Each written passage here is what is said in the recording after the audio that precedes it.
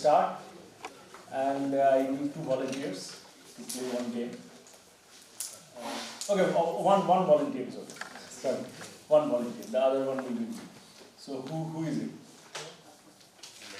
You raised your hand. Yeah, sure. So the problem is you don't know the game.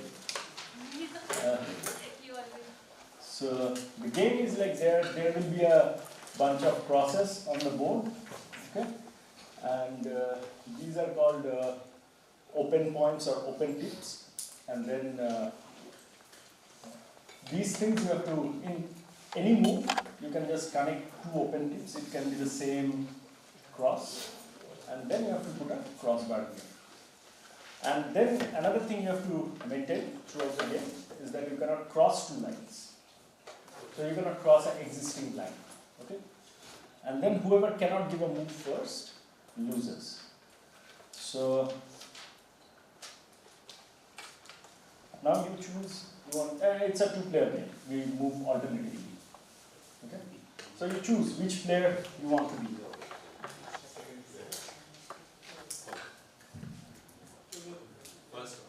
You want to be the first player. So let me cheat. So we do it with 2 crosses. You can pick color. Okay. So your second, your first player. Yes. Yes. Otherwise I. So I'm very good at this game. Okay. So don't think too much. Just play. I know I have well lost definitely. I will. Okay. So yeah. My turn. Your turn. You can use these also. Now these are also allowed. Yes. So I can use this like that? Yeah, yeah. But you have to put a crossbar to finish your move. Okay. 2 moves. 3rd move. 4th. That's a small one. 5th. Then 6th.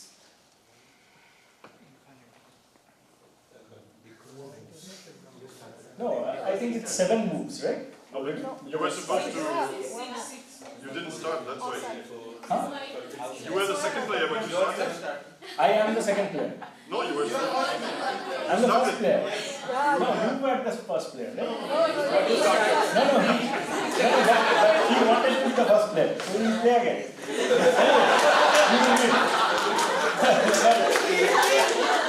Right. But you are supposed to be the first player. That's okay. You can win. No, you can win. I don't mind. You win. I have been winning this for a long time. So now you have 8 moves. Okay? Congratulations. You have won. You can check that there is no other move. Right? Okay. Thank you. Yeah. So now the thing is that we are going to speak about planar graphs, right? So what are planar graphs? I will, just for the record, I will write the definition. Planar graphs.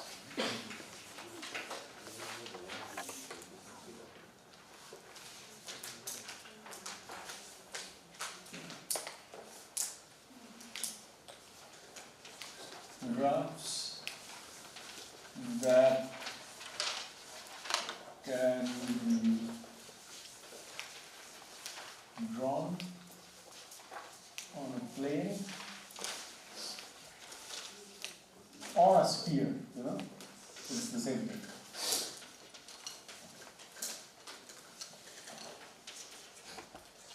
Without its edges crossing. It's a very simple definition, quite intuitive. I think there were many games we used to play, pen and paper game when we were kids, which will have such conditions that you cannot cross. So, planar graph, as Florent told in his first lecture, is also a kind of sparse graph, and what Harminder told, it has a very strong relation with 3-bit, especially if you allow like excluded minors. Where is Harminder? is around. So what we are going to do is, the main theme is planar graphs, so we'll continue with that. And then at some point of time I will speak about coloring, because coloring is some important aspect of planar graph. And in between I will just mention some topics without telling any details about it, so that you know it can be expanded like that. So for example, here I would like to mention something called, this is zero crossing, right, for planar graphs. But there are families of graphs where you allow one crossing or two crossings. So that gives you the theory of crossing number.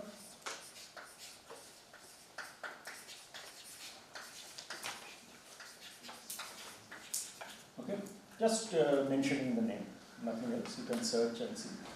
Janos Pack is someone who frequently comes to India and works on this. Okay. Now, for planar graphs, I want to tell you that, well, I was very stupid and he won because of this. He did not play first, I played, I was too eager. But I will tell you why I knew and how I knew. For that, we will need to prove something called the Euler's formula for planar graphs. So,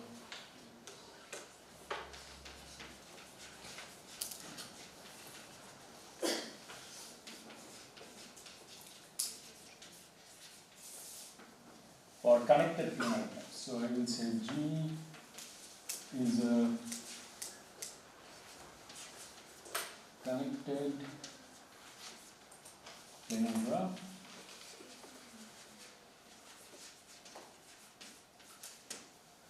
Then we have this kind of thing. Then G minus EG plus F of G. So I also need to tell you what is F. So F are the faces, but I think all of you are familiar with the, is there anyone who is not familiar with planar graphs? Then I can explain a little more, or otherwise I go on. I don't know. Okay. Okay. So for you, one question is this graph planar? No? Look at the definition. The most important part of the definition is probably this, that it can be drawn. Okay? So I can draw it because I can just erase this and draw it from outside. So it is planar. And then, because the cycles of the planar graphs are closed curves, they will divide the whole plane into two regions. You do something called Jordan curve theorem, and one will be inside, one will be outside. So these inside parts, they are basically the faces.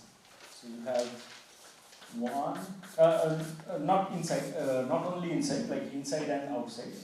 So this is another face, and then you have a third face here, and a fourth one, which is the unbounded outside face. Okay? And next, something from topology. So I have written it's a plane or a sphere, right? So actually they are exactly the same definition, even if I replace plane with sphere. So suppose this whole floor is a big bed cover, and you have drawn the planar graph on this. Now what you can do, and you have drawn with a bad pen, so the impression is on the other side also. So now you take these sides of the bed sheet and gather it at one point, so it becomes like a sphere, but the planar graph is drawn somewhere, right? Stereographic projections. Yes, exactly. And the other way around, if you take a football and draw your planar graph on that, then somewhere inside a face, you puncture the football and stretch it to the corner. So now the planar graph is drawn on a plane. So it's either plane or sphere, both works. Okay. Now what are we saying? Take any connected planar graph. Now take number of vertices minus number of edges plus number of faces. It's a constant, it's 2. So how do we get that? The You want proof to is say that you want to take a drawing of the planar graph and then you have some faces to come. yes. You have to take a planar embedding, otherwise face doesn't mean anything.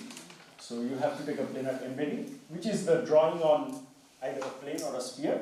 And it is also, if you fix a drawing, so planar graph with a given planar drawing, that is sometimes called a plane graph also. So I may use these terms. And if I am speaking about faces, you know my planar graph is actually a plane graph. I have fixed a drawing. Okay. Now the thing is, yes? As you know, we say it can be drawn on a plane, so it is a planar graph. Yes. Is there any significance we are talking about? It can be drawn on a sphere. Yes, we'll come to that after some time. Okay. So, and maybe in tutorials. So, the proof is very easy. It's by induction. So, let's say Vg equals to 1. And now I am allowing also multigraphs and graphs with loops, okay? Because this formula is very general. So for Vg equals to 1, you take just one vertex. What are the values? Tell me. How many vertices? 1. How many edges? 0. How many faces? 1. So I have 2. There can be loops, right? So Yes, next. Now, with one loop, so what happens to this? Vertex stays as it is. Edge is incremented by 1. Faces, now you have 2 faces. So this is also incremented by 1. So plus 1 here, plus 1 there. Stays constant, plus minus. Now you have multiple loops. K loops, let's say.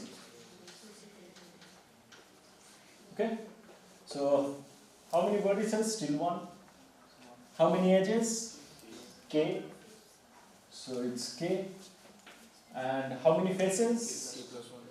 K plus 1. So it is proof for the base case. Number of vertices equal to 1. Now, by induction hypothesis, you think it works for some n vertices or k vertices, okay? Or no, a vertex is always n. So n vertices, and we want to prove it for n plus 1 vertex. This is a n plus 1 vertex planar graph, this potato, and then, oh, this is French way of saying it, right? And then you take, of course, it is a connected graph, so it has at least one edge. You take one edge. It may have some common vertices, some other things, several other things. But this edge is special. I call it UV. What I do is I contract them. So what does contraction means?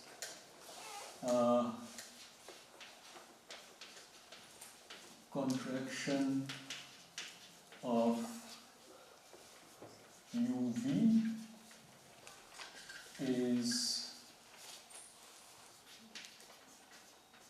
replacing U and V, both the vertices, with, let's say, Z, such that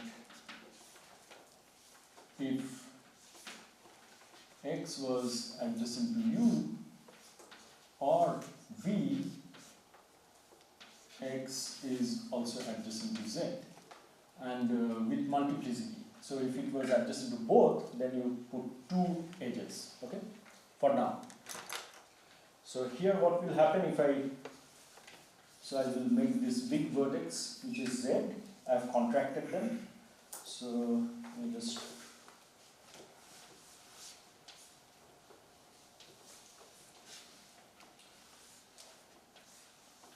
it will look like this, right? Okay. Now, this graph, let's say, is G, and this is G prime. Okay?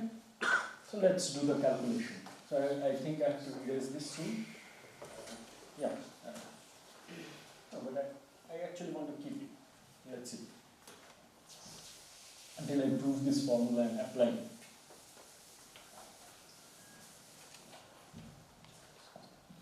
So for G prime, so I can write VG prime minus EG prime plus FG prime, right? But what I actually want to calculate, and I know this is true because of the induction, VG prime has n vertices, right? I have deleted UV and actually I have squeezed in, I like to visualize it even though the definition is deleting and adding one vertex, it helps. And I want to figure out what this is. I'll be happy if this is 2 and then the proof will be done. Okay, so this was N. Age was something, let's say E. F was something, let's say F. This I know is N plus 1. How many edges are there? E plus 1 because I have destroyed one edge in the process of contraction. So E plus 1. How many faces are there? F. Because no faces are destroyed. I have kept all the edges, right? All the closed curves. So now this 1 and 1 cancels out and I exactly get that equation. So this is indeed 2. It will be E minus 1. Because one is disconnected. No, this is G prime. So in G prime there is one less edge and I am coming back here. So it is E plus 1. So this plus 1 and minus 1 gets cancelled out. Just to say this is cancelled out. And I get 2. So this is the proof of Euler's theorem. Is that okay for everyone? So after every proof I will probably ask this. And Sir, we are assuming that like contraction preserves planarity. yes, Is that easy to see or? it is easy to see because you are not creating any crossing. Intuitively it is easy to see. Is there a proof of that? I never did a proof of that. I can do it with topology maybe, but It's like we are increasing number of edges. we are never increasing number of edges, but we are not doing anything like which will create a crossing. Yes, sorry. We can. Suppose you contracted and then there is a crossing. Okay. And you can open up that edge. If that crossing is because it is Okay. Then it will still remain a crossing. Okay. So that's a good. You can make the 2 points very close to each other, so that planarity is always maintained and happy. Yeah. Again, still he can ask if we move around the points, will it maintain planarity? It is easy to visualize, but to formally prove it will need topology. Like this. Okay.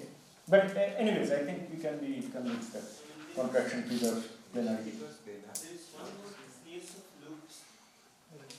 Sorry? One more case of loops. There are loops. What if there are loops, but what I am saying, this edge is not a loop. Because it's a connected graph and I have at least 2 vertices. So there is an edge which is not a loop. I am contracting that edge. And then the loops will remain loops. I mean, even if you had a loop over here, it will just stay as it is. Okay. But the age we are contracting Is not a should loop. not be loop. Yes. That's easier. Okay. That's fine, right? Now let's go back to Brussels sprouts. So this game is called Brussels sprouts because the crosses are like projection of Brussels sprouts, somehow. But there is another historical reason. There are multiple edges between U and V, then they are called. Yeah, you contract one, no problem. Then you create a loop. Even if you have like this one, then you create exactly a loop here. So faces stay the same. Okay, good. Now I'm going to erase that part, and let's say what happens for Brussels sprouts. So this is an application to that.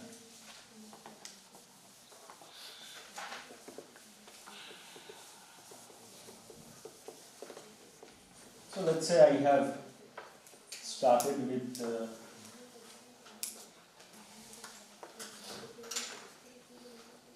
with n crosses and game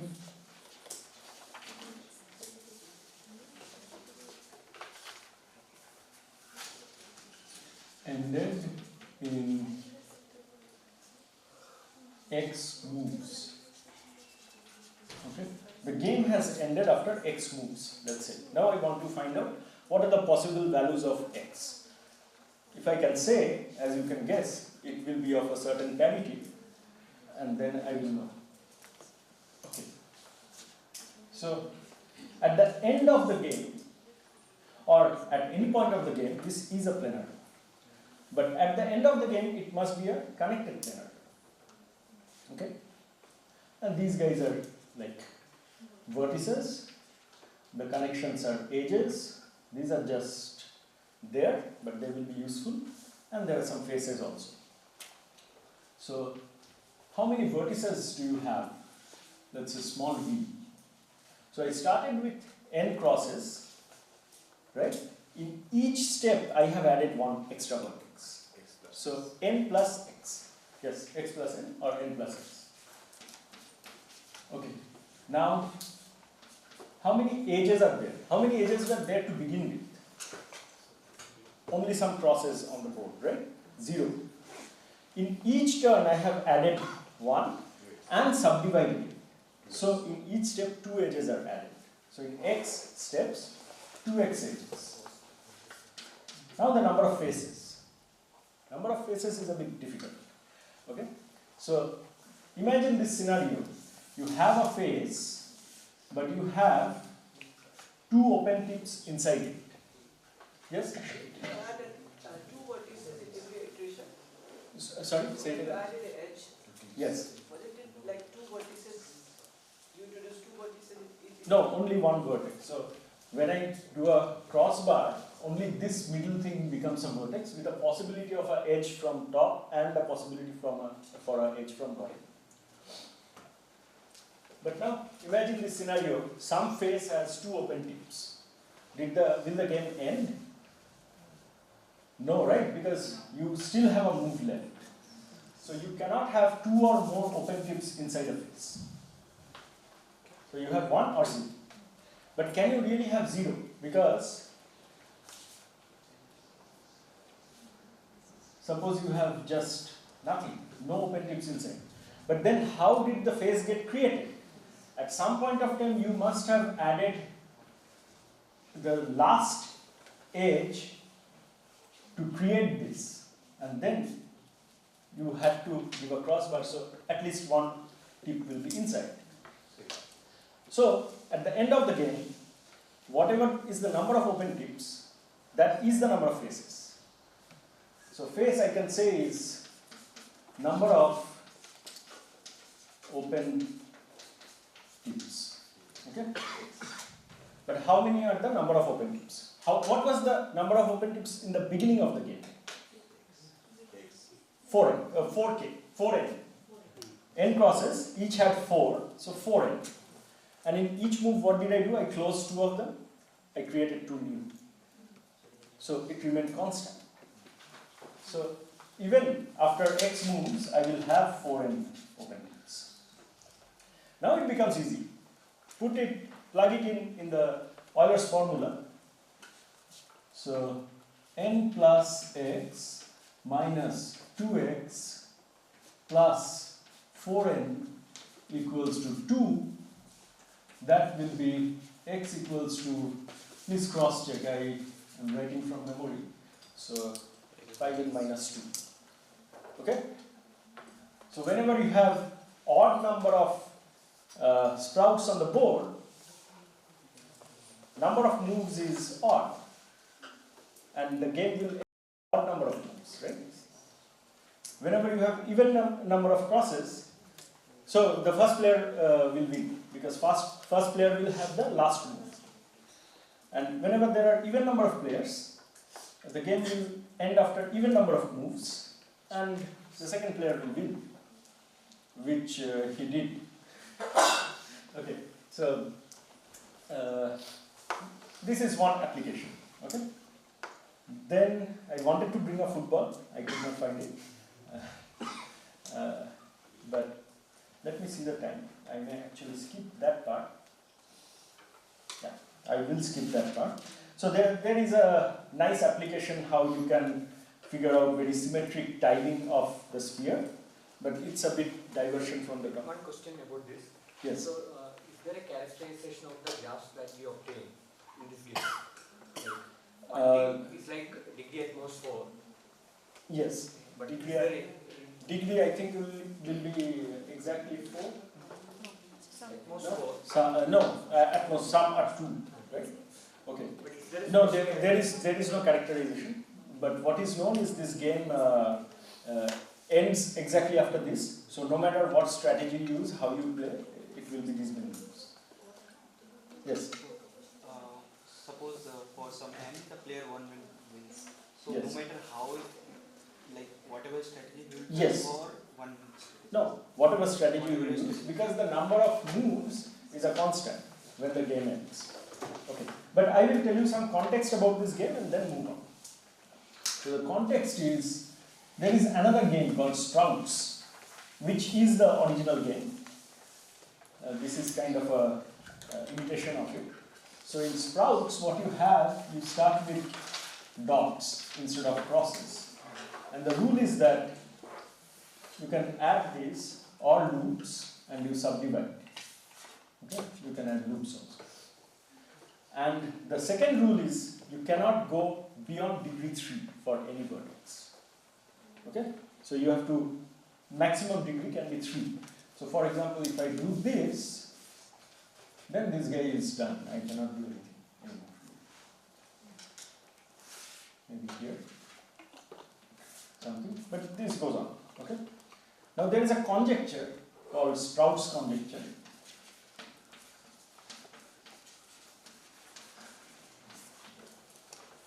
It says first player wins, has a winning strategy if and only if n is the number of dots you started with, n is 3, 4 or 5 mod 6, and second wins if n is the rest, basically 0, 1 and 2 mod 6. Okay? And this is wide open. Like they have computer checked until 50 or something. There is not even a strategy how to attack this game. Just to tell you how planarity can be very difficult. This conjecture in which year? Which year? Yeah. No, it's quite in the 70s maybe, 60s or 70s. Still Yeah, still wide open. Nothing has been done. These are people only? 4? Yes, yes. So, first has a winning strategy, basically. So, in a two-player game, one of the players must have a strategy if it is a finite game. And this is a finite game, also impartial game. So, someone has a strategy, and the first player has strategy if n is of that type. Otherwise, second player has a strategy. Data is 1991. 1991, okay. More recent. Thanks. Okay. For specific values of n strategies. Yes, so for until something around 50, they have done a computer search and saw that there is a strategy for, according to the context. And until 7, someone has done a hand check, in fact. 50 pages long case analysis. Okay.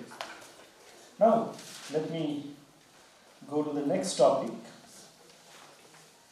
Oh, actually, this is what, I will come back to planar graphs again, but first I also want to speak a bit about coloring, okay? And then I will prove some properties of planar graphs using the Euler's formula. So let's speak about coloring. So does everyone know what is coloring? I will define it anyways. Yes? Okay. Good. So K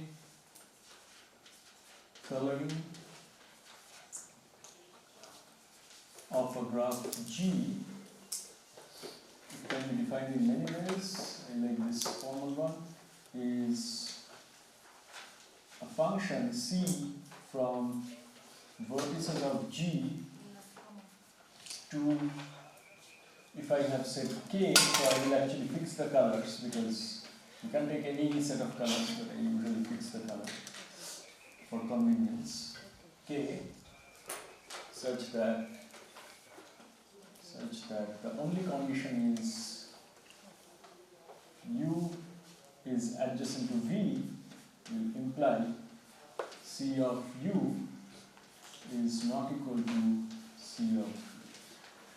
Okay. This is what coloring is.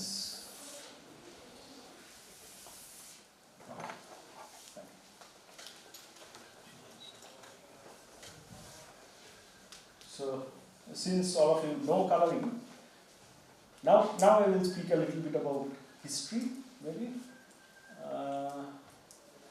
Yes, let me speak a little bit about history. So, or some examples. Let's do some examples. So, how about you color an independent set? How many colors do you need? Just one. Okay. How about a tree? Okay. Because you can just do 1, 2,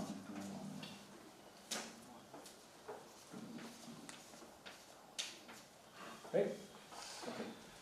How about a 5 cycle? 1, 2, 3. I could have used 2 here. So, sorry, I could have used 1 here and 2 here.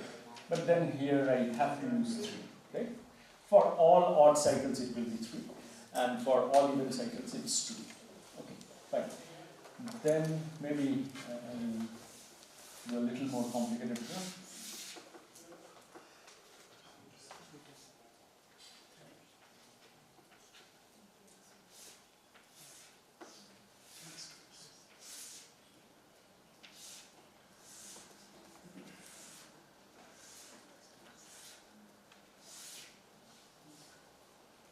How about this one?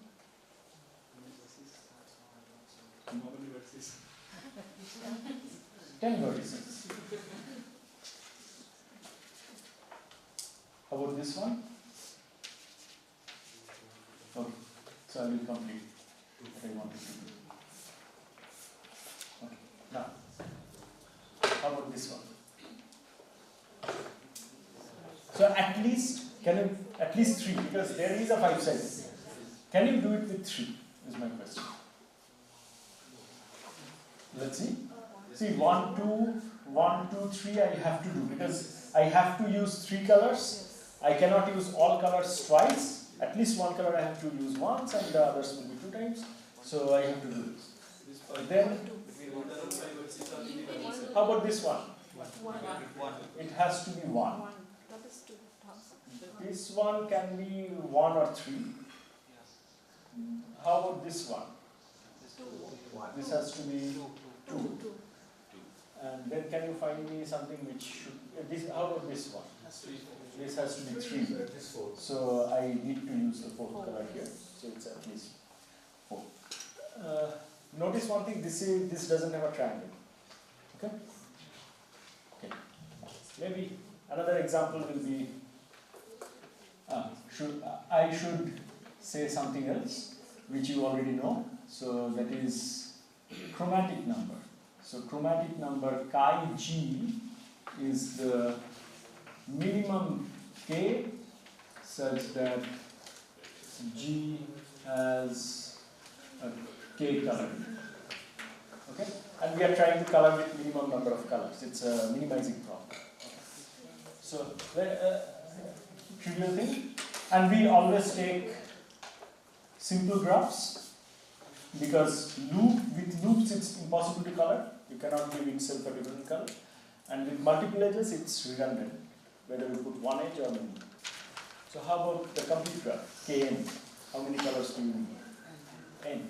So it is kind of an obvious obstacle. If you have a complete graph sitting inside your graph, then you cannot color it with using like less than n colors, right? So that is called click number.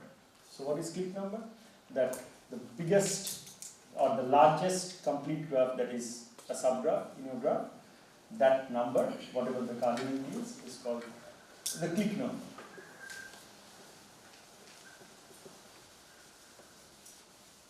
Okay. So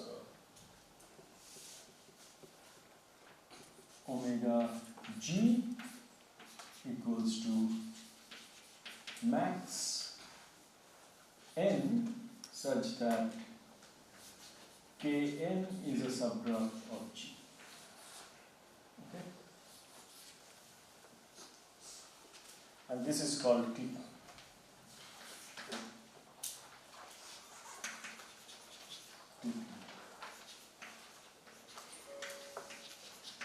Okay.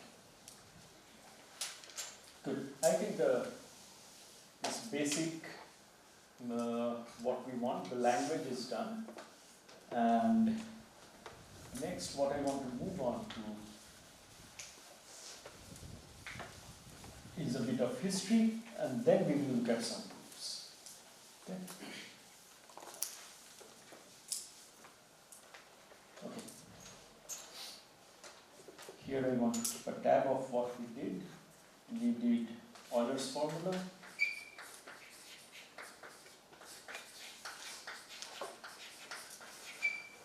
Now, this Euler's formula actually comes from topology.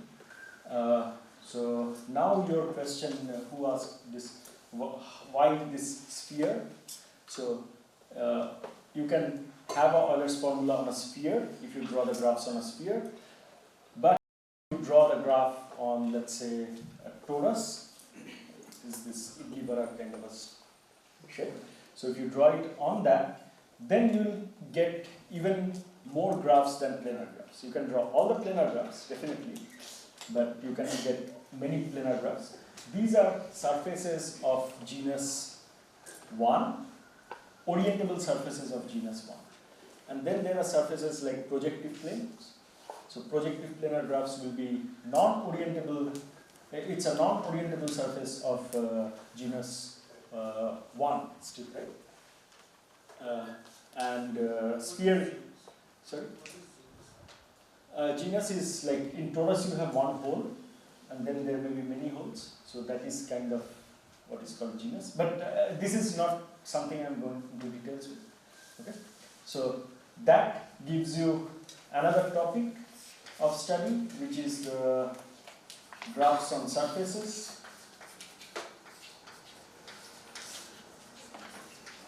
Surfaces. So this parameter is called the chromatic number.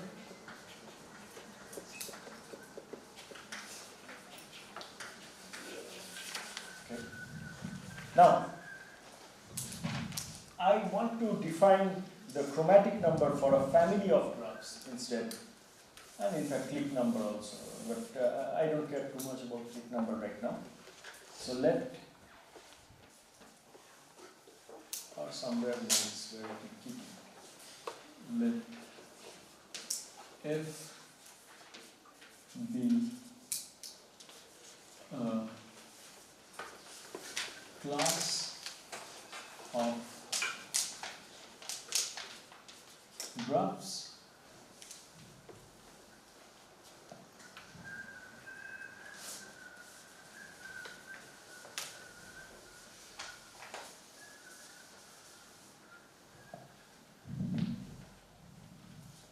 then we define chromatic number of F equals to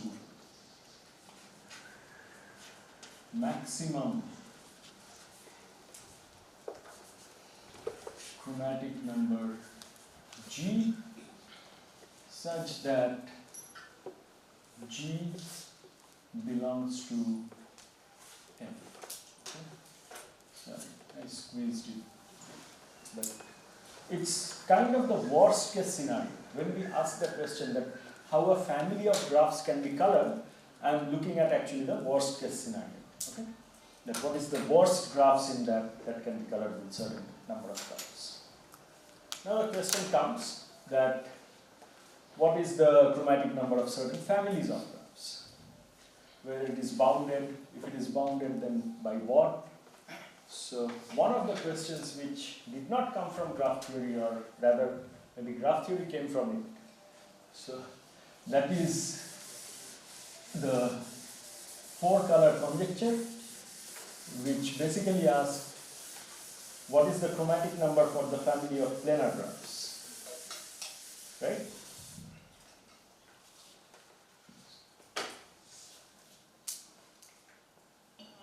I want to erase this also because I want to have multiple segments.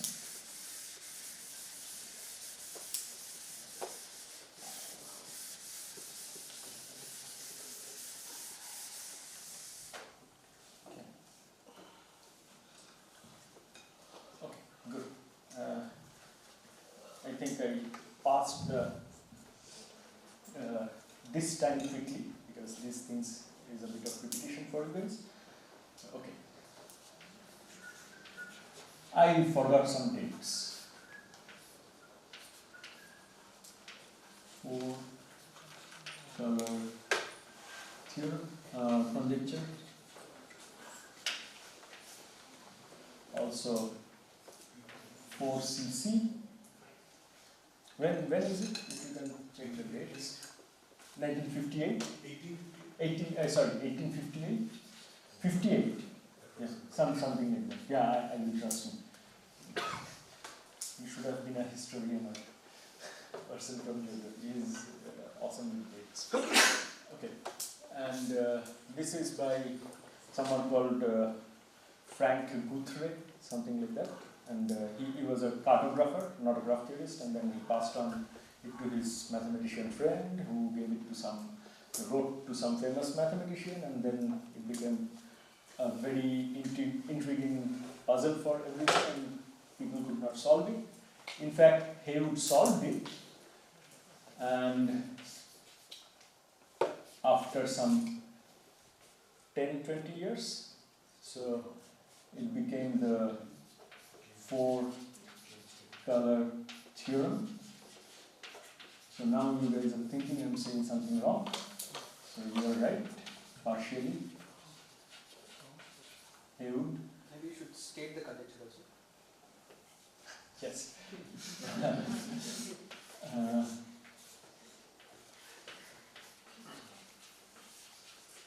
Planar graphs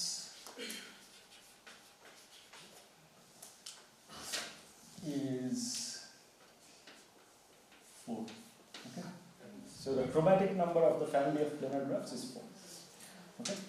But then Haywood proved it, and after 10 years, Kempe found a bug in his proof. And then Kempe fixed it, but could not fix it completely. So it became Kemp gave the proof and Haywood proved it. Sorry, yeah. So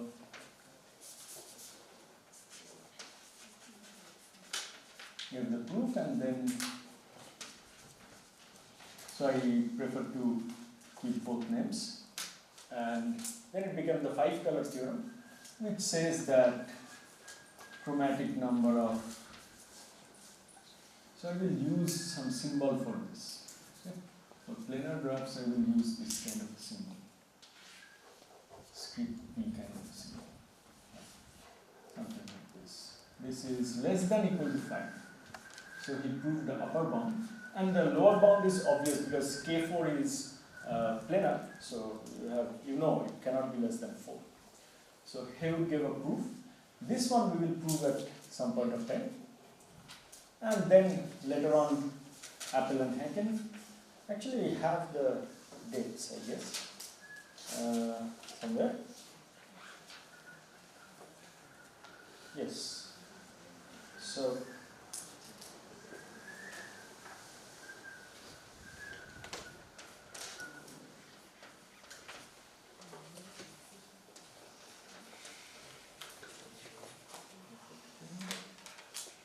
(1976). So they said that yes, indeed, this is equal to 4, and then later on. So this is this proof is through discharging method, and it is a kind of a very strong technique. Okay. However, that discharging technique is kind of a big brother of whatever Kemp and Haywood used. So we will learn this one, and then we will learn discharging technique, but not, of course, not this proof. It's horrible, like horrible in the sense it's huge, and I don't know the proof. And then later on, Seymour Steel. So it's Robertson, Sanders, Seymour, and Thomas in 2005. They simplified the proof, but still it is computer aided. But the number of configurations they check are less. Okay? So this is kind of one part of the history. I will simplify this a little bit so that it takes less space. So here it will be 4. Is chi of p less than or equal to 5. Okay. There are several variations of coloring, by the way, like fractional coloring, mist coloring, edge coloring. There have been attempts to prove the conjecture in those lines. For example, for edge coloring, there is an equivalent formation. Not going into that, too much of that. And then, for the 5-color theorem, this guy, Thomason has a very small proof. It's actually one paper which is, with reference, it is less than 1.5 page, with title, reference, everything. And the proof is that small. So maybe at some point of time or in the tutorial I'll do it. But it says something stronger than this. It doesn't bound the chromatic number, it bounds the least chromatic number, or choosability, and that is that has some added constraint. So that implies the 5-color theorem as a corollary. Anyways, so this is kind of the story from the 4-color theorem, but I think I should add one more thing here.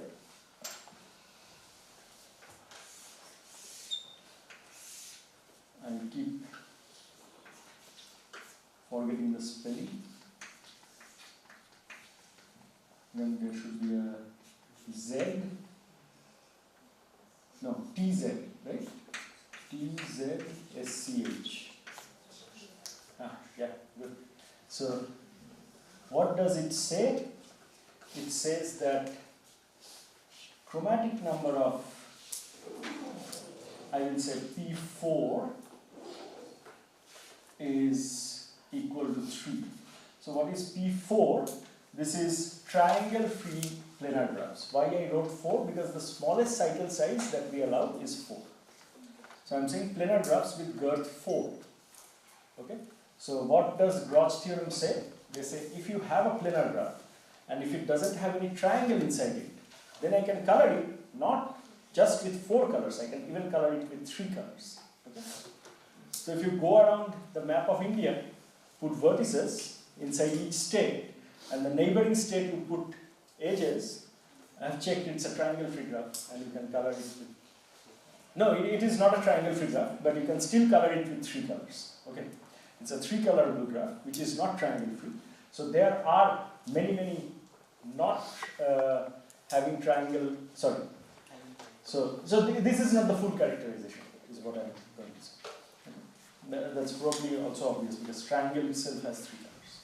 But anyways, so this part is about planar graphs, and now I want to move on a bit away from planar graphs and focus a bit more on colorings and have another column here. So all of you have studied coloring. What theorem does come to mind when I speak about coloring? What kind of a general theorem? Brooks theorem, okay. What does Brooks theorem say?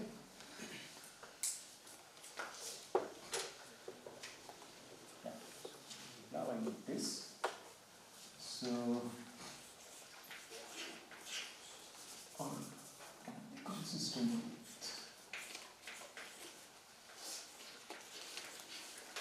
with Brooks theorem.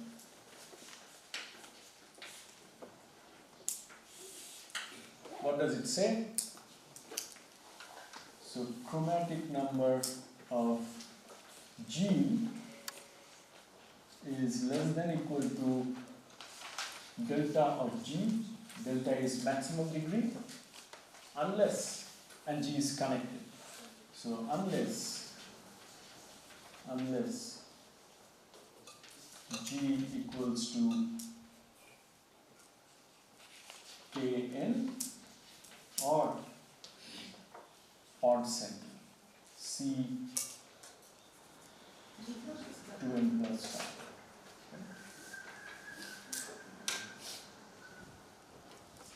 And need not be done. No, I think you have to say about components, right? Every component. Then I have to say G doesn't have a component of these cells because you can. Because you can put a big Kn and then very, very small many graphs and then still the delta plus 1 will be achieved. We need to one component is equivalent to for doing all the graphs because they are not connected. Yes, but to be technically correct, I have to say that. So otherwise here I have to say G has one component which is like, so just simplify it by saying G is connected.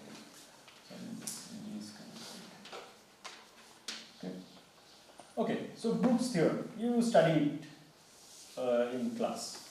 What about after that? What is the next step?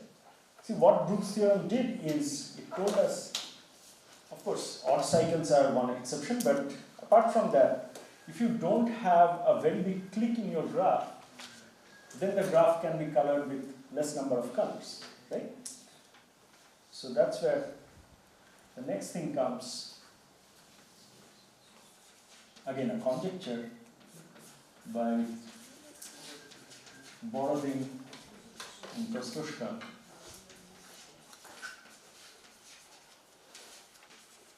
And I have the year for this, 1977.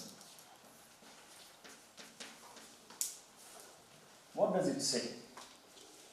It almost says what I told, but there is a little bit of.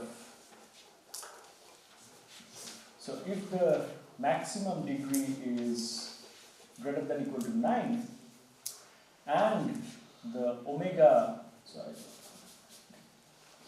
of G is strictly less than delta, so I will say less than delta minus 1, okay? So delta is always maximum degree of G. I'm not writing delta G all the time. This implies that the chromatic number of G is less than or equal to delta minus 1. So I gain 1 if I exclude another click, right?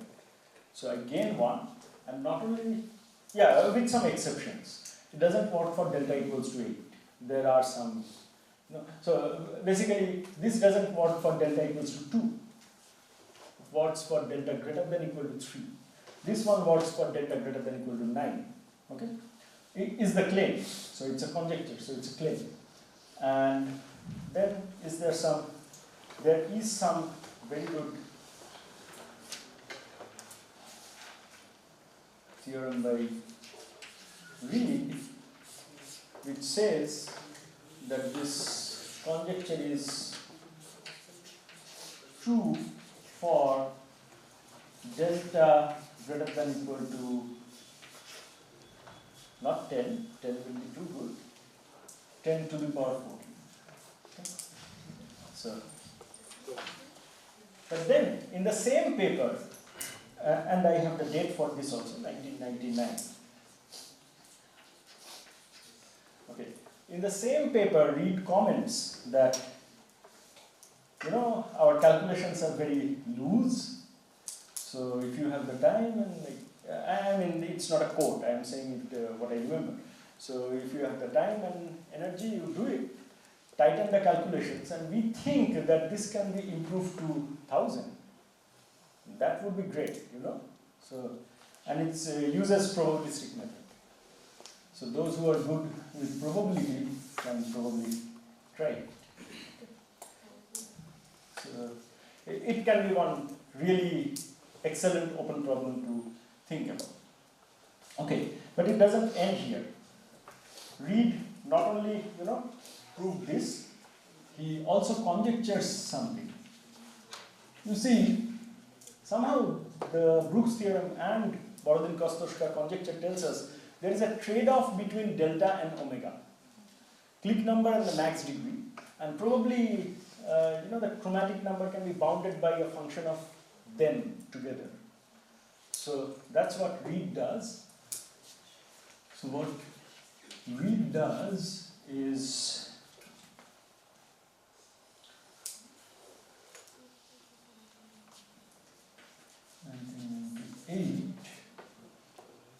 says that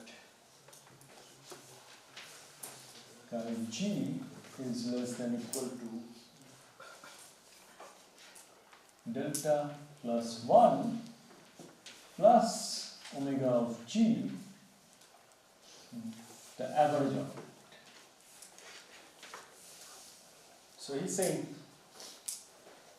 the chromatic number is bounded by the average of this. Okay? So average of maximum degree and omega, but there is a plus 1 also. So that would be a very nice thing to prove, because click number is the obvious obstacle, and delta kind of gives me, because of the Brooks theorem. Yes? So by this nature of Kostoshka, Yes. so then by the result that there are triangular graphs, for example, that have unbounded information, Yes. then this will imply that those graphs have maximum degree unbounded. If you prove this, no, it's the other way around, right? So this says that So, if you're if the basically if you don't have a very big click compared to your delta, so in any graph the biggest click you can have is of delta size. Sorry, delta minus 1 size, right? Because maximum degree is delta. Delta plus 1. Unless you avoid Delta plus 1. Yes, yes. Delta plus 1 click. That comes only So, when there's a single click. Right. So in a connected graph. So that one, that very big click, that is delta plus 1, is excluded in the Brooks theorem. And we are saying if you move that out, then your graph is delta colorable. Otherwise you need delta plus 1 colors. I mean, see, odd cycles are there, but it's small d, right? And then you are saying that, if you not only remove delta plus 1 clicks, you also remove delta clicks, delta size clicks, then it can be colored with even less colors, that is delta minus 1 colors. yeah, so it says that if the maximum degree is at most delta minus 1, Yes. then the No, maximum degree is always delta. This is click number. This is click number. So this is the biggest complete size of the biggest complete graph in the graph. yes. Is So the triangular graph that will is at most 2, right? at most 2. Yes. And triangular graphs that have unbounded information. Yes. So then what is the, can you relate this? I think it is a bit difficult to relate with that. With this one, you mean. Because here we are With this one. with that and that, because here we are giving some implication that if the click number is bounded, then the chromatic number is bounded, Yes. right? But if you put this equal to 3, I think it's better understood here, someone.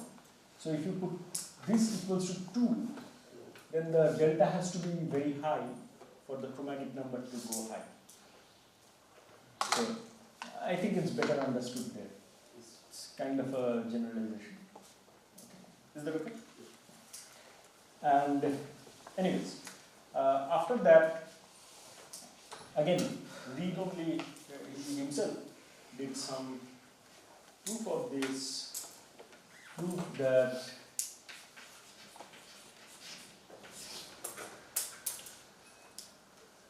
this conjecture 3 holds for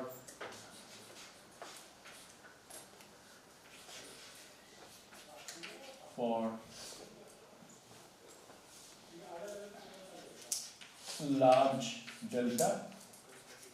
So I actually do not know how large, but something 10 to the power something. And then also, if the omega has some kind of a bound, so that is 1 minus 7 by 10 to the power 7. So it has a bound. The omega is bounded by some factor of delta. Okay? It's not just delta minus 1 or constant, but it's a factor of delta. Okay? So then a series of work started. So actually, people now started to do things like this. So they started to prove theorems like this. That chromatic number of G is bounded by 1 minus epsilon times delta plus 1 plus epsilon times omega. So people started proving these kind of statements. And they're trying to prove that this epsilon, they're kind of trying to improve this epsilon to half. Because if you prove that to be half, that will be proved. Right? Okay. And what if you put omega to be delta minus 1 over there? No, that doesn't mean. Sorry. So, no, it means it becomes delta, right? So if you put omega equals to delta minus 1, then it becomes 2 delta and it cancels out, it becomes delta. So I think from there you can get this one. With some, there are some delta constraints everywhere. So this is true on epsilon? This kind of epsilon. Something along this epsilon, but I am not quoting, I am not translating this one. There have been improvements. I am going to list them. So the improvements are epsilon equals to 1 by 320 e to the power 6, and this is by, I may have less space here, let's see. So King and Reed from quite recent compared to the previous things. It's 2012. Okay?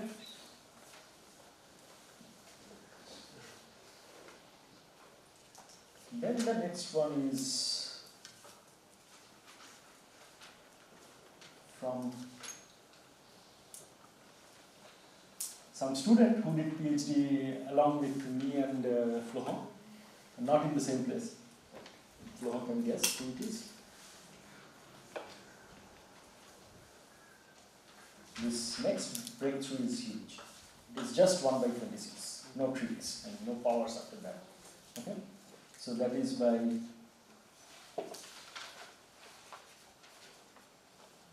Marc Bonamy,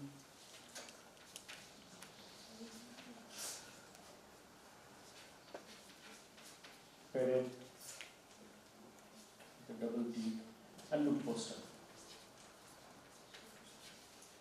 And this is from 2016. So actually it's not 2016, but the archive paper came at that time. Okay? And where should I extend this? Maybe in the right side.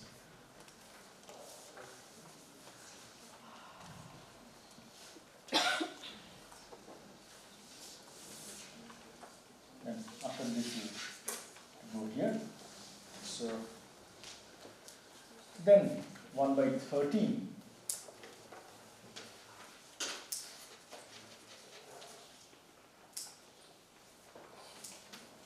Again with postal. This is 7. And then the last one, the best known, is 1 by 8.4. And this is hardly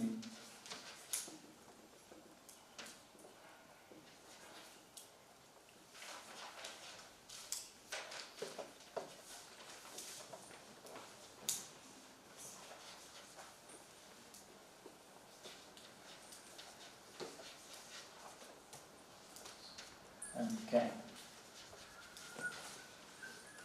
This is something like 2020 plus. I'm not sure if it is published yet. It's probably still in the article.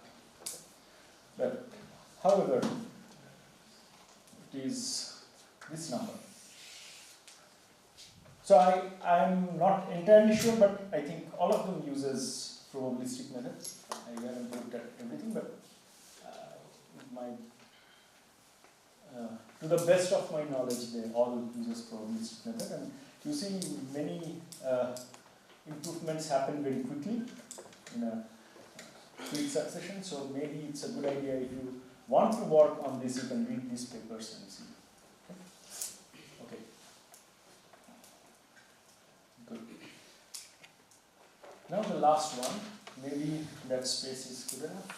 No, two more history, and then I will go to proofs.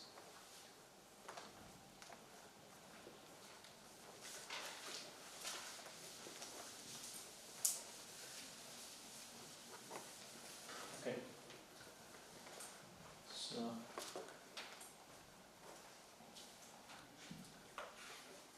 So this is kind of one set of it. This is the next set, and I have two more.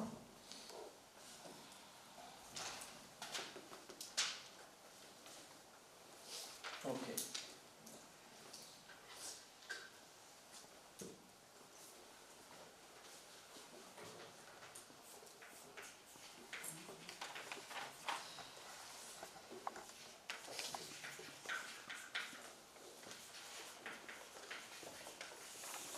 So this coloring concept kind of generalizes through homomorphism, which is also my research area, but I really need to say this notion, and you'll know in the next lectures why. So G admits a homomorphism to H, and I call that homomorphism F. If F is a function from Vg to Vh such that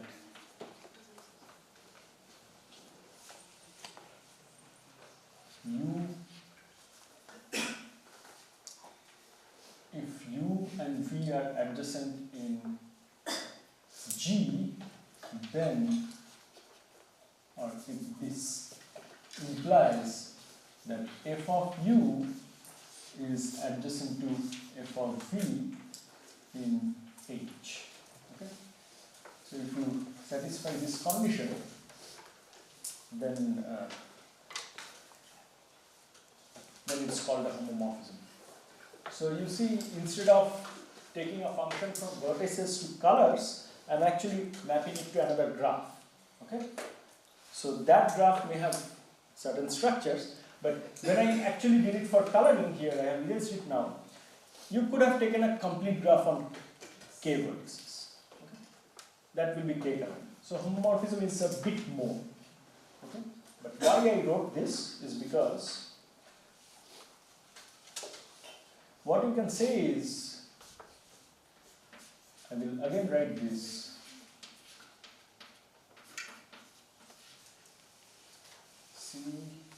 SCH.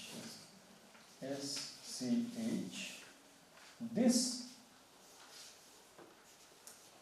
theorem actually becomes that P4 maps to C3. So all planar graphs having no triangles, they actually map to C3. C3, K3, they are the same thing. However, now there is a conjecture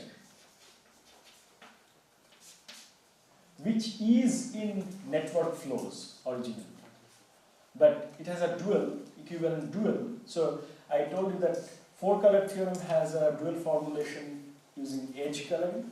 So network flows are some problems which has weights on edges, and it's basically on that. But it has a dual formulation using homomorphism. Okay? But whatever this conjecture is called by the name of its author, Jazier from 1982. Whatever this conjecture is, it was disproved. Okay? But then, if this conjecture is restricted to planar graphs, so I will say Jazier, but with a star for planar graphs. Okay? So, if this conjecture is restricted to planar graphs, still it remains very interesting, and that's a big open problem. So Jazier's conjecture restricted to planar graphs, what it claims is P4K, I will come to that, maps to C2K plus 1. So what does it mean? It means a planar graph who doesn't have small cycles. So the smallest cycle or the girth of the planar graph is at least 4K. Those kind of planar graphs. So you see the planar is already sparse, and it's becoming more sparse because you have put a girth restriction. So that's why this sparse theme comes. Okay, this is for planar graphs which are sparse. This is bounded degree, which are not so sparse, but a very rough parameter. The first parameter you can think of about sparseness. Now you have planar plus girth. It's very sparse, but anyways, I mean, Bloch may not agree with the very sparse thing, but it's sparse anyways. Okay. Now it is this, and then there is a second conjecture, which is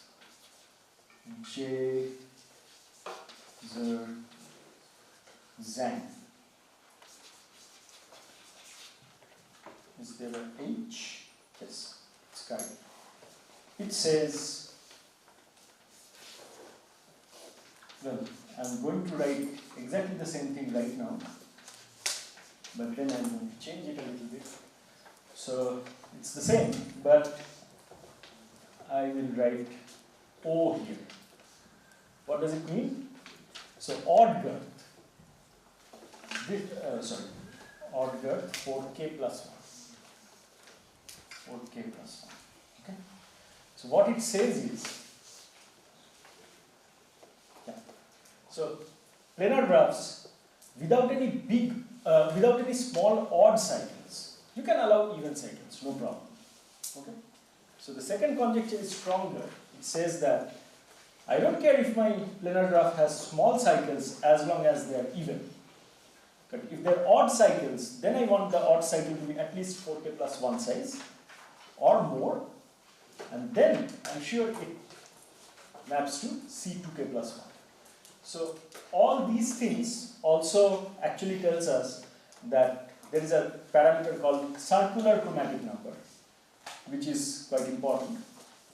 And in circular chromatic number, mapping to C2K plus 1 corresponds to having circular chromatic number 2 plus 1 by K. Okay?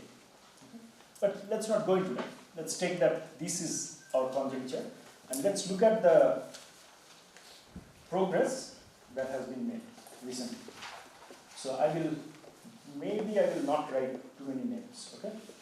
So for the first one,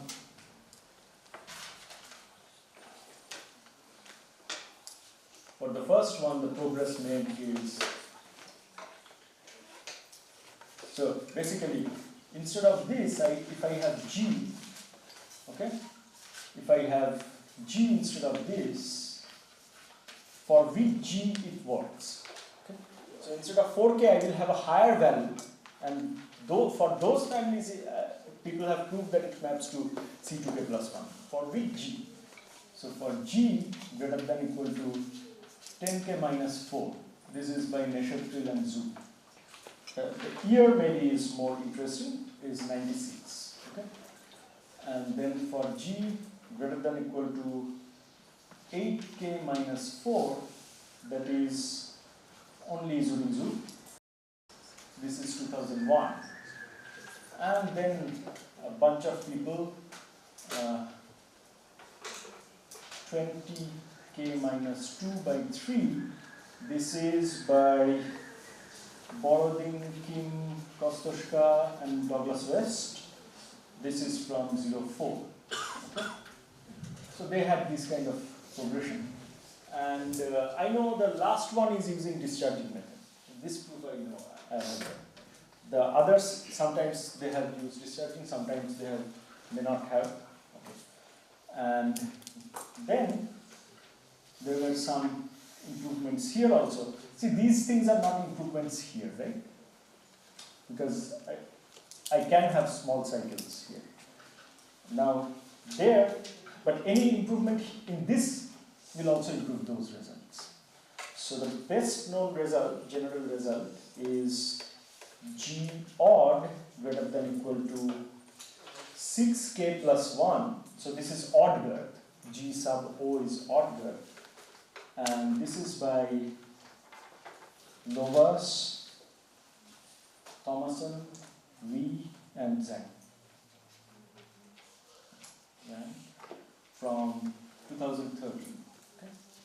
So this is the best known general result, that if you replace this 4k plus 1 by 6k plus 1, I'm not able to capture everything, but still very nice improvement. So then it works. But a bit more. So those are general improvements. I'll make a small thing here. So if k equals to 1, what does it say? So no odd cycle of size 3, right? So it becomes P4. P4O, because there is no odd cycle anyways, loop is not there, so P4 goes to C3. Exactly the gross theorem. P5 goes to C3, yes. But I allow PO5. No, I mean, it is PO5. I allow even cycles. So it is essentially P4. Because I am allowing 4 cycles. Only exclusion is triangles. So it becomes P4. That is exactly the Groch theorem. P4 goes to C3. Right? The very first case gives me an extremely non-trivial theorem. So the Groch theorem classical proof is much more difficult than the 5-color theorem classical proof, for example. Yes? This significance of homomorphism is that we can bound the chromatic number of G in terms of chromatic number of Yes, yes. Chromatic number of G is less than or equal to chromatic number of H. Yes, because you take another homomorphism to K, and then homomorphism is transitive. You can compose those functions and it still remains homomorphic. Because we are not saying that the verses of G will be mapped to the distinct verses of in H. Yes, doesn't matter. Oh, okay.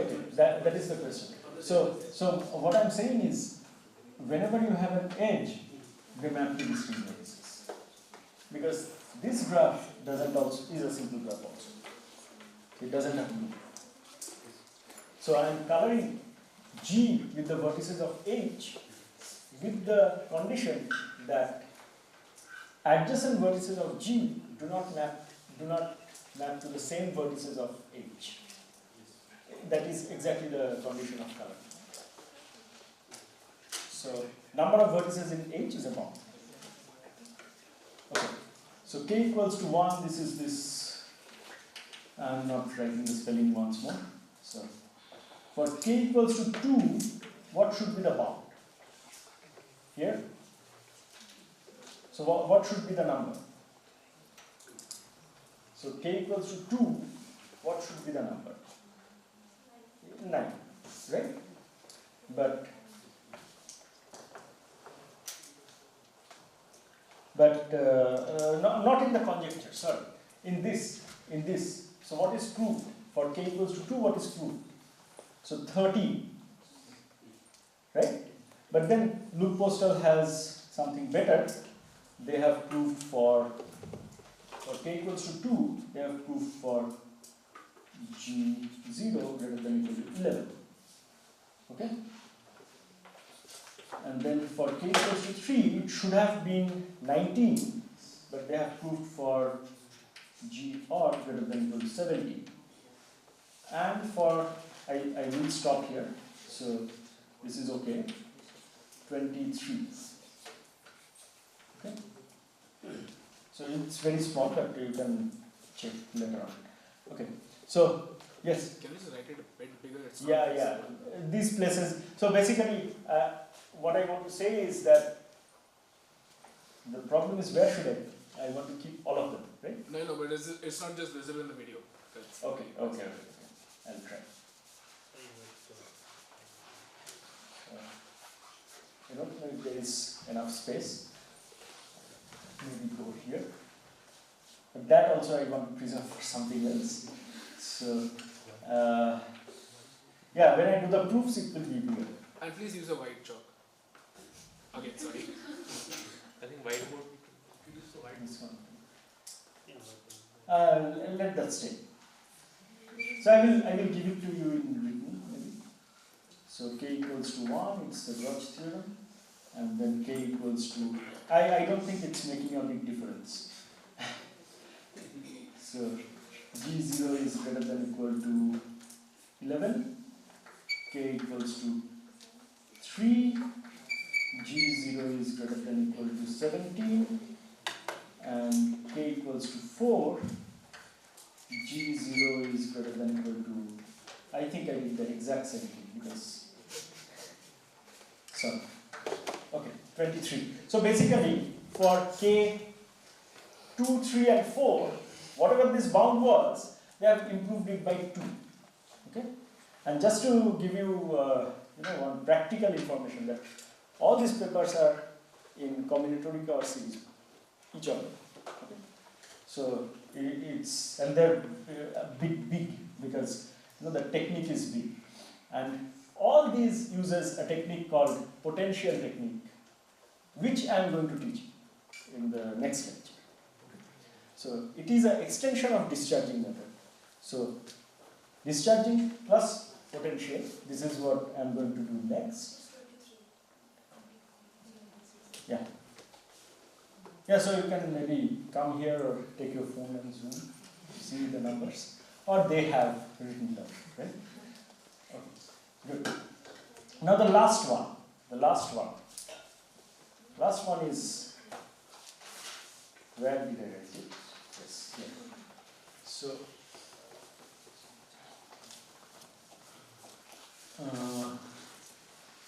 G is K critical if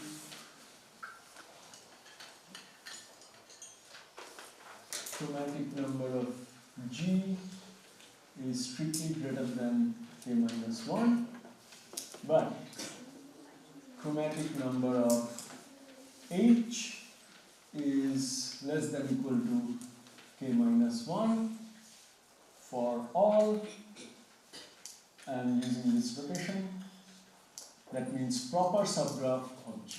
Okay? So G itself needs K colors. It cannot be colored with K minus 1 colors. But if you color G minus anything, any edge, any vertex, anything, then the chromatic number, so if you delete anything from G, the chromatic number drops. And it becomes K minus 1. Okay? Second,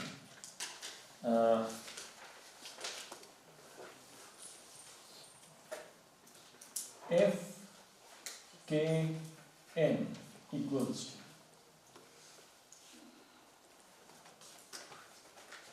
to minimum number of edges in k critical graph on n vertices. So we define a function fkn, which is you take all the k critical graphs and look at who has number of vertices equal to n. Among them, whoever has the least number of edges, that is your fkn.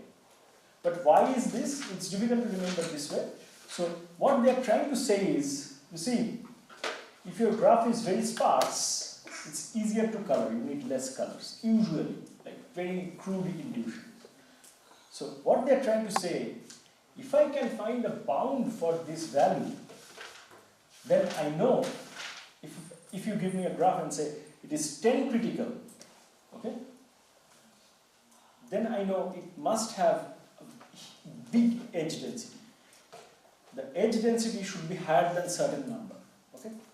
So in other words, if you give me a 10 colorable graph, then I know maybe the graph is very sparse in global sense, but locally inside this there is something which is this critical graph which has high edge density. Okay? Otherwise I could have colored.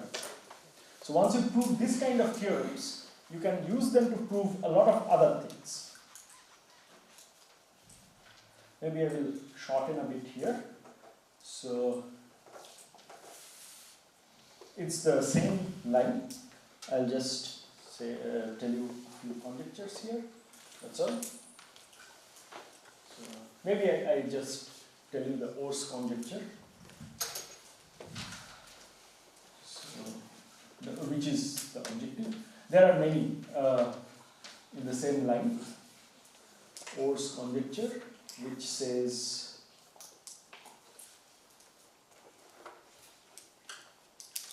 if k n plus k minus, it looks very strange, okay, I agree with that, and f n f k n, it's a recursive formula, k minus 1 by 2 and k minus 2 by k minus 1. Okay, so I will just translate this when k equals to 4. So the same thing for k equals to 4, that will look much better.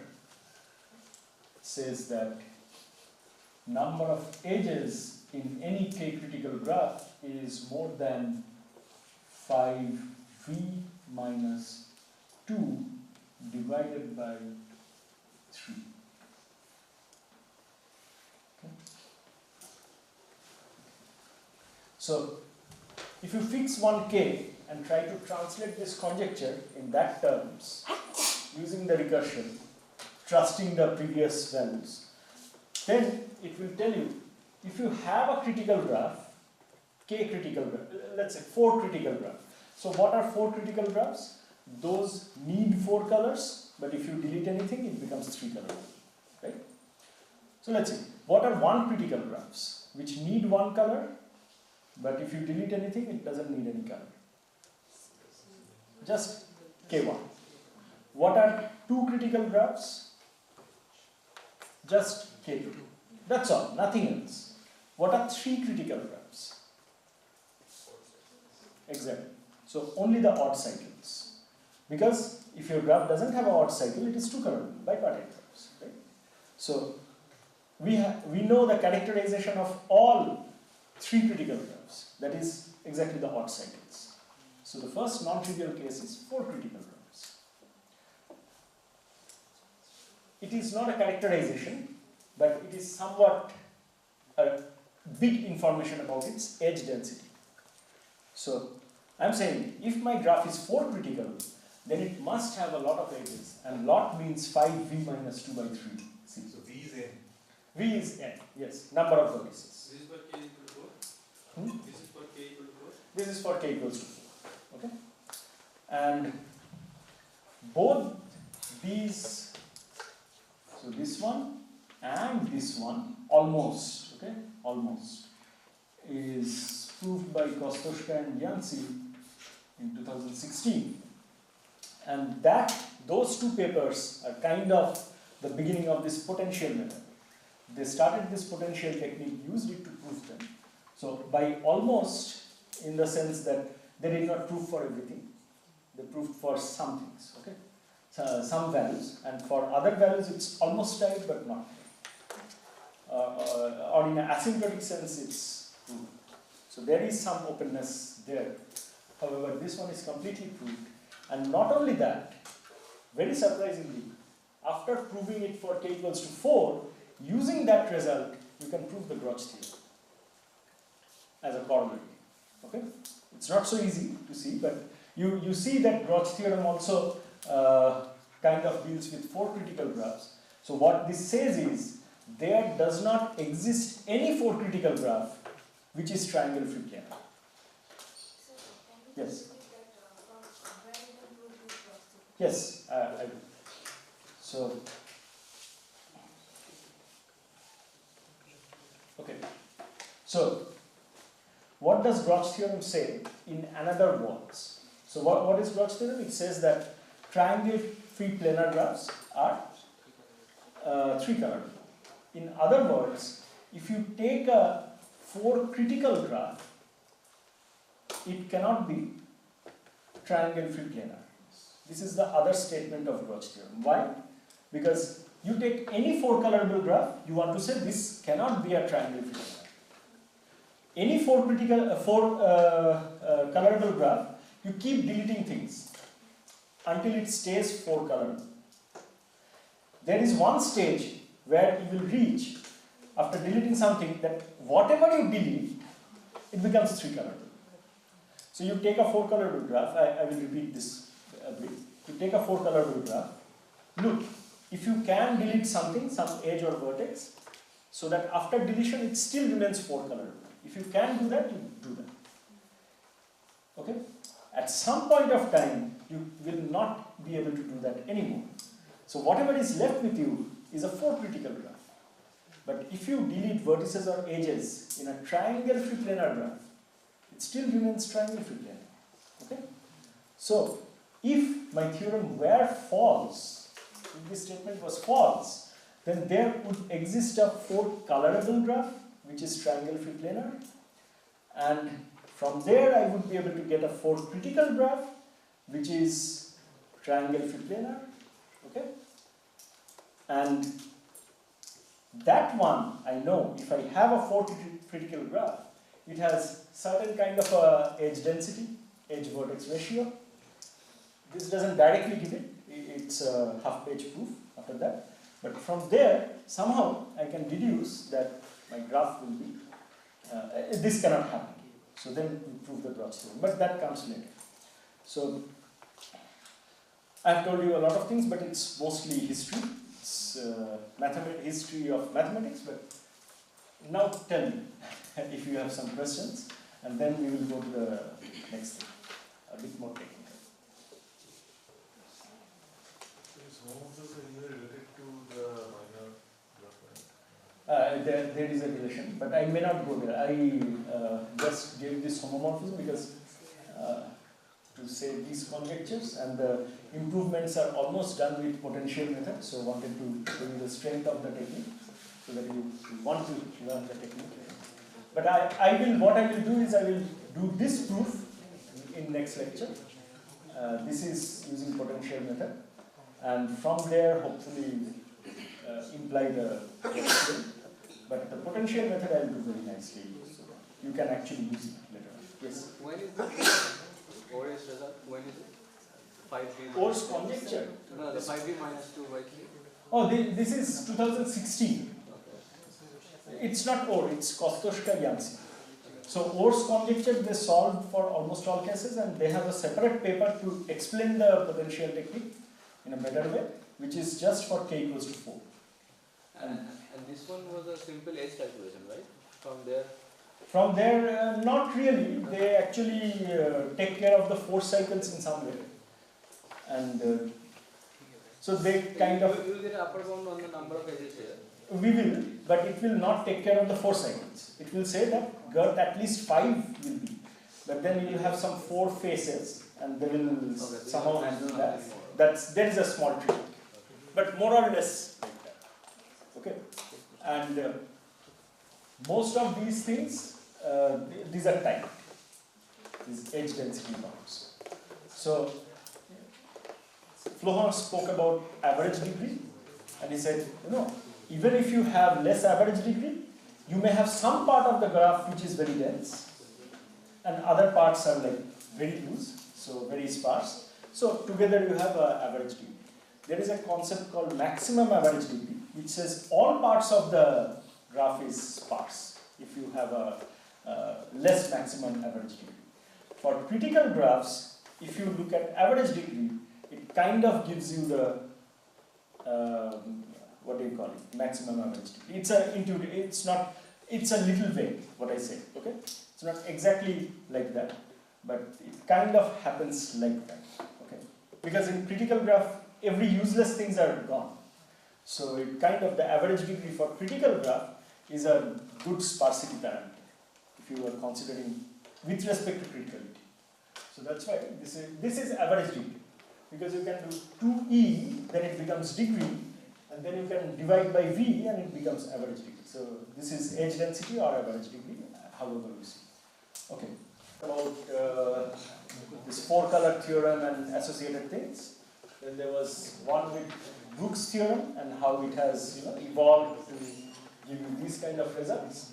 And so basically people are not trying Brooks theorem now, they are trying this instead, which approaches to the Reed's conjecture. And then there was another story about Jezzier and Jezzier-Zhang conjecture, which is about circular chromatic number. And the third one was about edge density, which is Orr's conjecture. So there are 4 verticals, and in all 4, discharging and potential methods are important. And probabilistic is also important. This one is more about probabilistic method, but I wanted to have it. I like Brooks theorem. Sorry? How long? They are very long, yes. And they are very precise also. I mean, they don't explain much. So you read one paragraph, it's like a lemma for you, and you have to prove it when you read those. So it's a good idea to read with someone. Okay. So apart from odd cycle or complete graph, do we have some critical graph?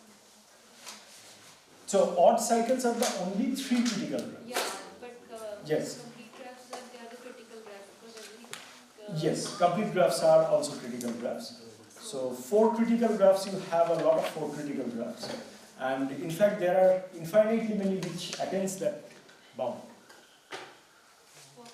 For 4 critical graphs, this bound. The minimum is the 4. So there are infinitely many 4 critical graphs which has these many edges, 5v minus 2 by 3. But that is a construction. I will try to explain in the next lecture. Every 4 critical graph is a subgraph as a 4 No.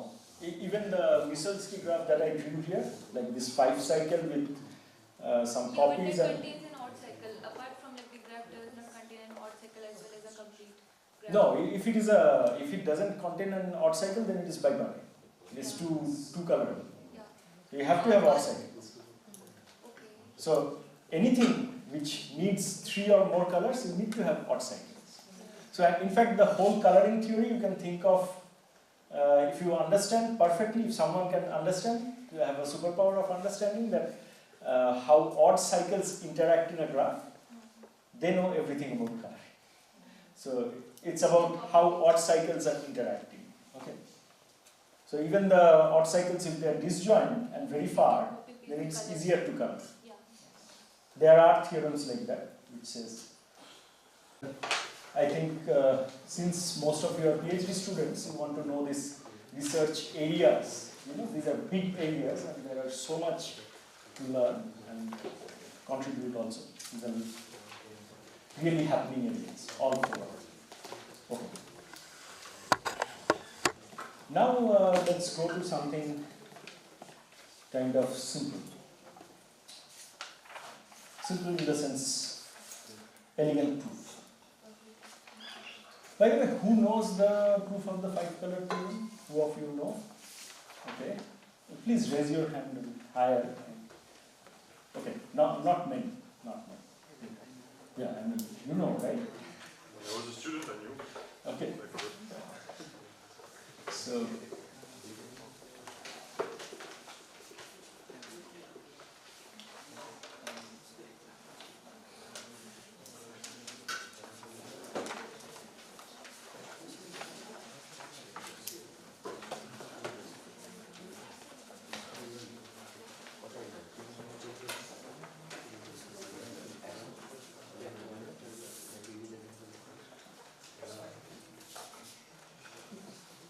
I wish this board one day.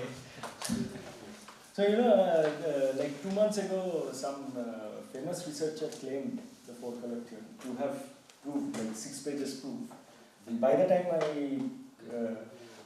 I was in a car, I was driving, and Dibbayan called me. So it's our collaborator from Leeds University, and said, someone did this 4-color theorem, and he's quite a well-known researcher. By the time I came home and wanted to download it, they have retracted the paper, saying that someone has found a bug. But I could get a glance of it, and they were proving it using the dual version with edge coloring. So it may be pretty interesting. I mean, he is actually a very excellent researcher, so of course it's a bug, but it's not a very dishonest effort, He genuinely thought, so it must be a very small bug. Maybe fixable, I don't know. So proof. Graph is 5-colorable. So what we are saying is, you want to prove is, you give me any planar graph, it is 5-colorable. Let H be a minimal counterexample.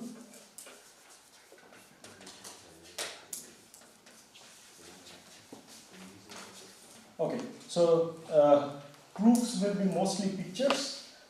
Please interrupt me, ask me anytime you have questions. Yes, I'm with that. So, what I'm saying is, suppose that the theorem is false. Okay? So there will be some planar graph which is not 5-colorable and maybe more than 5 colors. Look at all these graphs. Take something which has least number of vertices.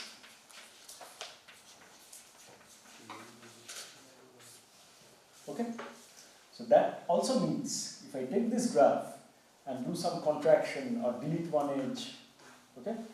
Delete one vertex, then what is remaining is 5-color. And I'm going to use that. Right? Is that clear? No? So, I'm proving by contradiction, first of all. I'm saying, let's say my theorem is false. What is the claim? I take any planar graph, it has to be 5-color. But I'm saying, suppose not, then there exists some graph which is not 5-colorable, but it is planar still. And among all such graphs in the whole world, I'm taking one graph which has the least number of vertices. So there is no counterexample to the theorem which is smaller than this graph. Okay? There may be other graphs which are still not 5-colorable, but they have the same number of vertices. That is possible. But if I have less number of vertices, planar graphs, then definitely that is 5-colorable. Is this limited on vertices or both? Just vertices is good enough. Okay. Now, I'll not do this. I'll come here. Okay. Prove a level. Or I will actually call it a proposition. So,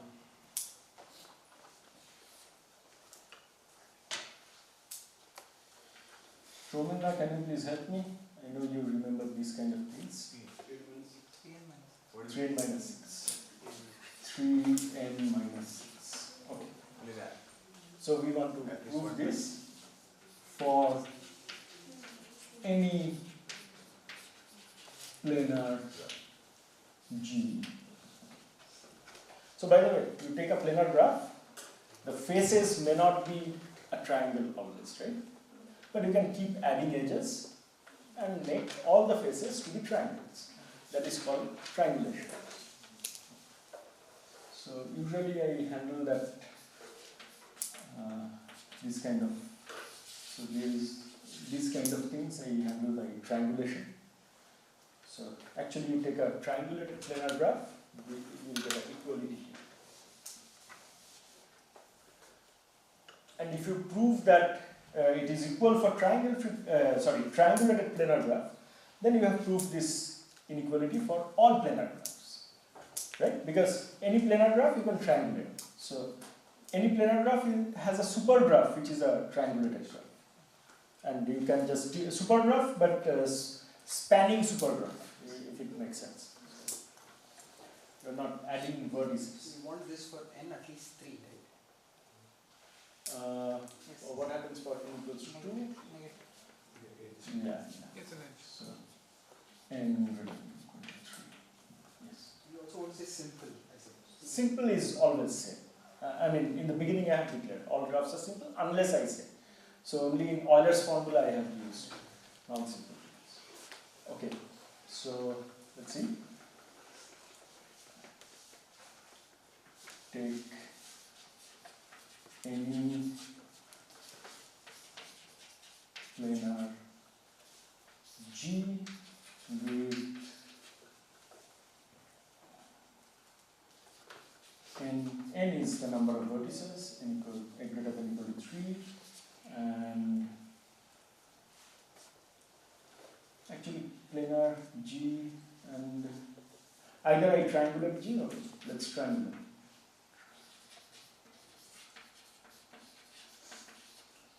G to get. So I have done some triangulation of G, I have gotten G hat. Now I will work only with G hat. So in G hat what happens? So every edge is part of two faces, right? So if you stand on the edge, in one side you will see one face, another side you will see another face. So every edge is part of two faces, and every face has how many edges? 3. So if I am counting all the edges on the face, then I have counted it 2 times. If I count all the faces, then I have counted 3 times. So 3f. Okay. And then I have the Euler's formula. V minus E plus F equals to 2.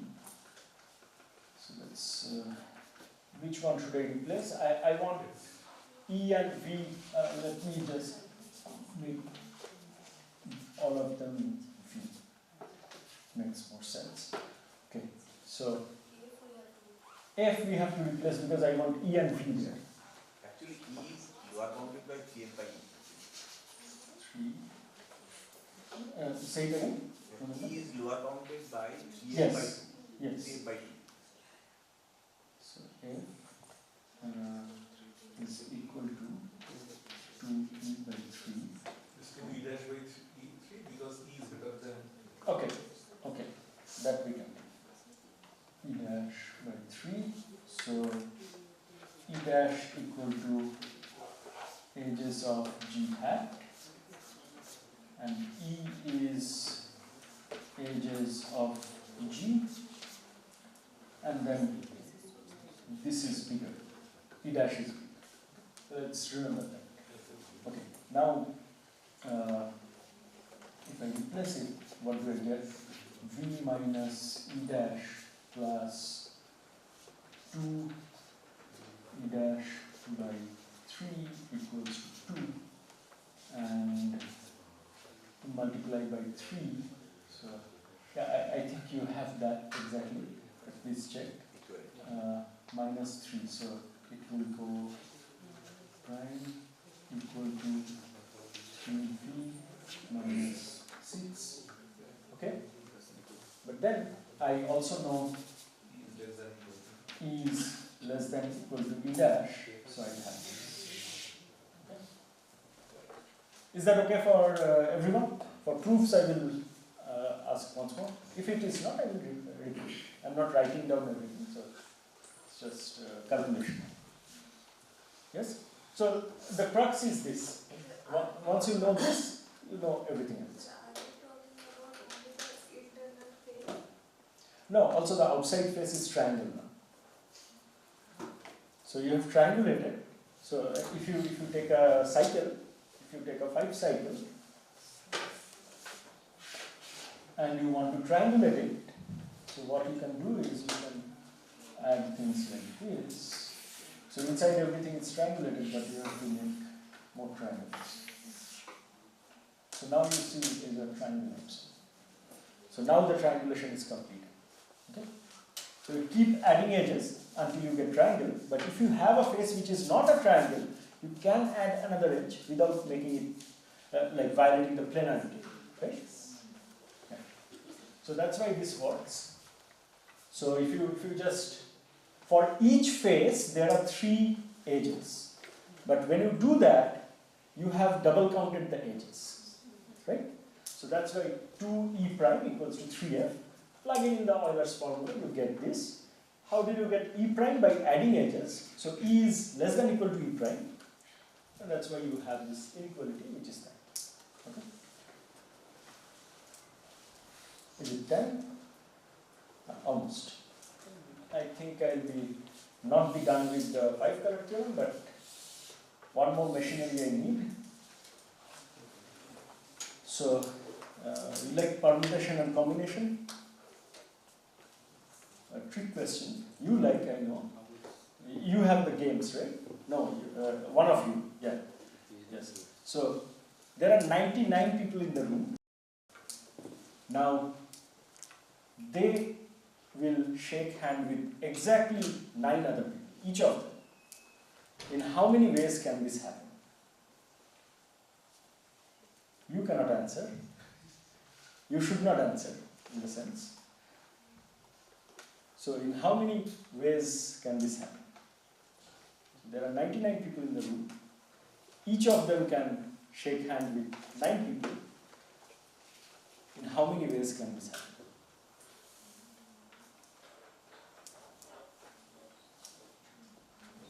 So if I shake hand with him, sorry, my hand is full of chalks. So then I have shaken hand with one person. He has shaken hand with one person. So now let's count how many number of handshakes has happened. I have shaken hand with 9 people, right? Each of the 99 people have shaken hands with 9. So total 99 handshakes, but our handshake is counted 2 times. When I counted 9 for me and 9 for him. So total number of handshakes should be this, which is impossible. So the answer is 0. Okay? This exactly is the handshaking lemma, which says summation degree V for V in Vg is equal to 2 times the number of edges in G. You know? So basically you are counting the degrees of the vertices, adding them up, but in this process you have counted each edge twice. The edge between me and Supraja, once you counted my degree, it is counted once. When you counted her degree, it is counted the second time. So you have counted it twice, so it is twice number of edges. Okay? So from here what I can get, now time for a corollary, and I will end there.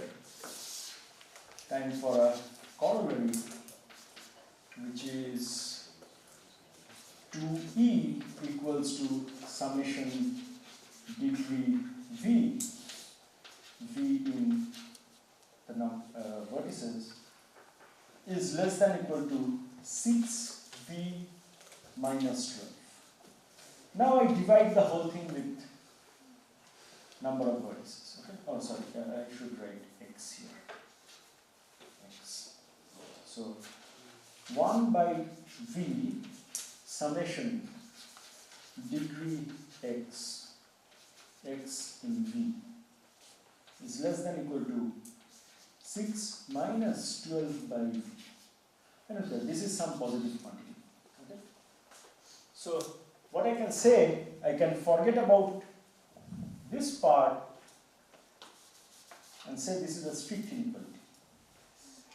Right? So I know the average degree is strictly less than 6. So there must be one vertex which has degree 5 or less. Okay? For all planar graphs. So subgraphs of planar graphs are also planar graphs. So that means the degeneracy of planar graphs is 5. Okay? So here, with this corollary, I have one more corollary that planar implies 5 degenerate. Okay? So we stop here.